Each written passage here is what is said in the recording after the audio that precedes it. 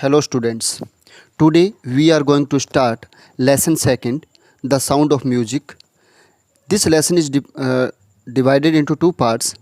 First part we have read and the second part, the Shehnai of Bismillah Khan. Today we read the text of this lesson. In this lesson, writer describes about the Shehnai. It's a musical instrument and Bismillah Khan was the prominent musician of Shehnai. Now we start its text. Emperor Aurangzeb banned the playing of musical instrument called pungi in the royal residence for it had a shrill unpleasant sound.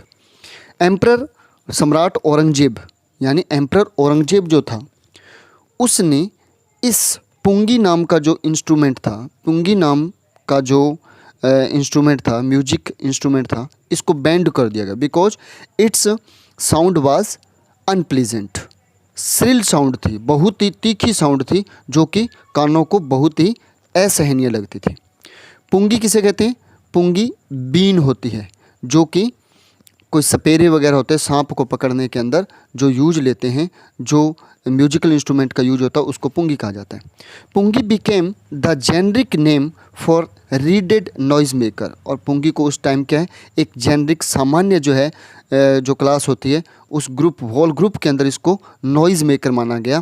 भी जो भी readed करके, readed करना होता है जो फूंक मारकर जिसको जिस साधन को जिस इंस्ट्रूमेंट को म्यूजिक इंस्ट्रूमेंट को बजाया जाता है उसको रीडेड इंस्ट्रूमेंट कहा जाता है. और उस प्रकार के जितनी भी इंस्ट्रूमेंट थे उन सभी को नॉइज मेकर मान लिया गया था. कब? एम्परर औरंगजेब के टाइम में. Few had thought that it would one day be revived. Some of the musicians thought that it would come again. A barber of a family of professional musicians who had access to the royal palace decided to improve the tonal quality of the pungi. And there was a barber who was a musician also. And the family of barber also was musicians. The barber who decide to make access in this pungi and the tonal quality of the pungi also he decided to improve it. यानी उसने पुंगी के अंदर कुछ improvement करके उसको अलग type से प्रस्तुत करने का सोचा. He chose a pipe with a natural hollow stem that was longer and broader than the pungi. और उसने एक नेचुरल होलो वाली यानी जैसे बांस जो होता है उस टाइप का एक स्टेम लिया, एक बांस की छड़ी ली और उसमें से उसने क्या किया, उसको स्टार्ट किया, उसको एक होल वाली जिसके अंदर होल थे ऐसे एक स्टेम को लेकर उसको नेचुरल टाइप से एक पुंगी को बनाया. And made 7 holes on the body of the pipe. और उस पाइप के अंदर उसने 7 होल भी कर दिए. When he played on it, closing and opening some of these holes, soft and melodious sounds were produced.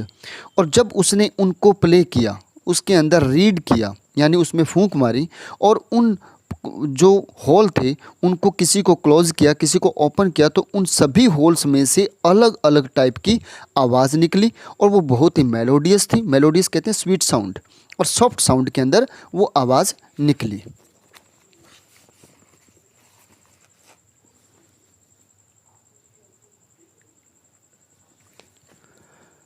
He played the instrument before royalty and everyone was impressed. और उस बार्बर ने क्या किया, उस इंस्ट्रूमेंट को जो उसने बनाया था उसको उसने उस पूरे एम्परर के अंदर उस जो उसका कोर्ट था उसके अंदर बजाया तो सारे व्यक्तियों ने उससे बहुत इम्प्रेस हुए, इफेक्टेड हुए, उसकी प्रशंसा की. The instrument so different from the pungi had to be given a new name. अब क्या था, ये उस पुंगी से यानी there are 2 pictures, one is pungi and second is shehnai. ये पुंगी थी, इससे उसने सहनाई बनाई और इस सहनाई का जो नाम था, क्योंकि पहले तो इसी को पुंगी कहा गया, पुंगी के अंदर ही कुछ उसने इम्प्रूव किया था इसलिए पुंगी कहा गया, लेकिन एक नई आवाज़ निकल रही थी इसलिए इसको अब एक नाम देना था, नया नाम देना था.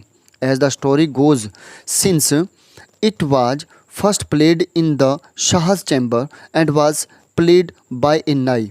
और फर्स्ट एक स्टोरी भी इससे जुड़ी हुई है कि जब पहली बार इसको बजाया गया तो शाह के चैम्बर में, शाह कौन था? औरंगजेब। औरंगजेब के रूम के अंदर इसको बजाया गया और उस टाइम जो बड़ा अधिकारी होता था उसको क्या बोलते थे? शाह बोलते थे। और वाज प्लेड बाय नाइन, और उसको एक नाई के द्वारा, नाई मीन्स बार्बर, बार्बर के द्वारा उसको बजाया गया। द इंस्ट्रूमेंट वाज नेम्ड शहनाई, इसलिए इसका नाम क्या रखा गया? शहनाई। शह का मतलब शाह के रूम में बजाया गया और किसके द्वारा बजाया गया? नाई के द्वारा बजाया गया। इस दोनों को जोड़कर इसका नाम क्या बनाया गया? Shehnai. The sound of the shehnai began to be considered auspicious, यानी एक विशेष प्रकार का शहनाई जो है, शहनाई जो इंस्ट्रूमेंट था, इसको एक विशेष प्रकार दिया गया जो कि एक ओकेज़न के ऊपर और धार्मिक ओकेज़न के ऊपर, ऑस्पिशियस होता है धार्मिक ओकेज़न के ऊपर जो बजाए जाने वाला यूज होने वाले जो इंस्ट्रूमेंट थे उनमें इसको कंसिडर किया गया। And for this reason it is still played in temples and is an indispensable component of any North Indian wedding। indispensable मतलब without this there is a no, यानी very important for wedding, यानी एक ऐसा एक instrument था जिसका use temple के अंदर होता था या फिर वेडिंग, नॉर्थ इंडिया के अंदर जब वेडिंग होती है तो शादी वगैरह होती है तो उनके अंदर इसके बिना शादी कंप्लीट नहीं मानी जाती थी। इंडिस्पेंसिबल था, मोस्ट इम्पोर्टेंट था। इंडिस्पेंसिबल मतलब without which a piece of work can not be done, यानी जिसके बिना कोई भी कार्य कंप्लीट ना हो। बहुत ही इम्पोर्टेंट बन गई थी ये उस समय। इन द पास्ट, और अगर पास्ट के अंदर बात करें, the shehnai was part of the naubat और the traditional ensemble of 9 instruments found at royal courts. Ensemble होता है थिंग्स, यानी यह जो है वह शहनाई जो है नौबत, नौबत कहते हैं 9, जो 9 की संख्या में आए, यानी उस समय नौबत जो थे जिसमें सारे के सारे इंस्ट्रूमेंट मिक्स करके जब बजाए जाते थे उनको नौबत बोला जाता था। तो नौबत में कंसिडर्ड किया जाता था शहनाई को, यानी ऐसी थिंग्स जिनकी संख्या 9 थी और उन 9 को रॉयल कोर्ट के अंदर बजाया जाता था। इन इंस्ट्रूमेंट को, इनको नौबत कहा जाता था और ये उन नौबत के अंदर शामिल थी। Till recently it was used only in temples and weddings, और तब तक इसका यूज कहाँ होता था? टेम्पल और वेडिंग्स में ही होता था। The credit for bringing this instrument on to the classical stage goes to Ustad Bismillah खां, और इसका बहुत ज़्यादा यूज क्लासिकल स्टेज पर आने का यूज जिसने भी सबसे ज़्यादा यूज किया वो कौन था? उस्ताद बिस्मिल्लाह खान था, जिसने इसको पूरे वर्ल्ड के अंदर फेमस कर दिया था। As a 5-year-old Bismillah Khan played gilli danda near a pond in the ancient state of Dumraon in Bihar, और बिहार के अंदर जन्मा था कौन? बिस्मिल्लाह खान। और वो जब 5 साल का था तो वहीं पे एक एंशियंट स्टेट जो है, स्टेट जो था उसका साम्राज्य था दुमरौन, वो बिहार के एक छोटे से गाँव के अंदर बड़ा जो एक साम्राज्य था, स्टेट था, वहाँ पे इसका जन्म हुआ जहाँ पे ये गिल्ली डंडा खेलता था। He would regularly go to the nearby Bihariji temple to sing the Bhojpuri chaita, at the end of which he would earn a big laddoo weighing 1.25 kg, a prize given by the local maharaja. और वहाँ के स्टेट का जो महाराजा होता था वो, जब यह बच्चा कौन? बिस्मिल्लाह खां वहाँ जाता था और भोजपुरी के अंदर बिहारी जी के मंदिर के अंदर चैत्य गाया जाता, चैत्य होते थे रिलीजियस सॉन्ग, उस रिलीजियस सॉन्ग को गाया जाता था और एंड के अंदर एक 1.25 किलो का लड्डू जो होता था वो प्राइज़ में वहाँ के महाराजा उसको देते थे। दिस हैपेंड 80 years ago, और यह 80 साल पहले की बात है। And the little boy has travelled far earn the highest civilian award in India, the Bharat Ratna. और उस छोटे से बच्चे ने क्या किया कि पूरे भारत का सबसे बड़ा अवार्ड जीता, जिसको हम बोलते हैं Bharat Ratna award.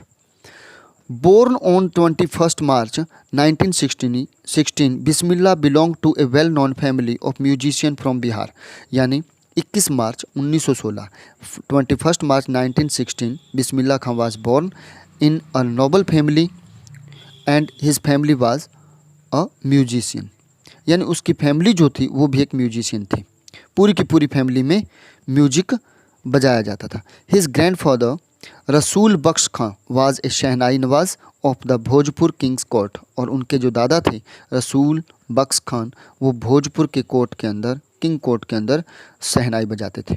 His father Paigambar Bakhsh and other paternal ancestors were also great shehnai players, और उसके फादर पैगंबर बख्श जो थे और उसके पैटर्नल यानी चाचा भतीजा जो भी उनके परिवार में पैटर्नल, उसके पैतृक जितने भी एंसेस्टर्स जो थे, पूर्वज जो थे, वो सारे के सारे शहनाई या कोई न कोई प्लेयर थे, किसी न किसी इंस्ट्रूमेंट को प्ले करते थे। Today we have read 4 points या 4 passage of this lesson, and tomorrow we will read next passage of this lesson. Thank you.